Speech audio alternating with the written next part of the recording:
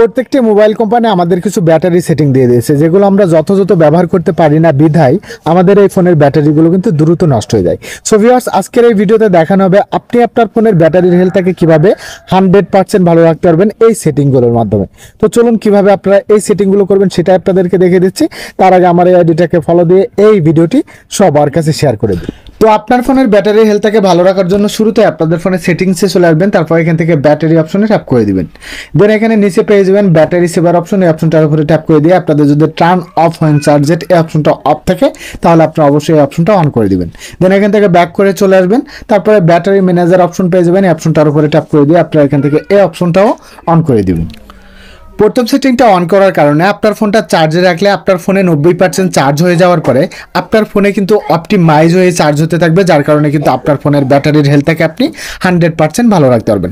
এবং দ্বিতীয় সেটিংটা অন করার কারণে বিভিন্ন অ্যাপে কিন্তু আপনার ফোনের চার্জটাকে খেয়ে ফেলে। সো আপনারা যদি এই অপশনটা অন করে রাখেন তাহলে আপনার ফোনের চার্জটা কিন্তু আর অটোমেটিকভাবে ড্রাইন হবে না, যার কারণে কিন্তু আপনার ফোনের ব্যাটারিটা 100% ভালো থাকবে। That's it.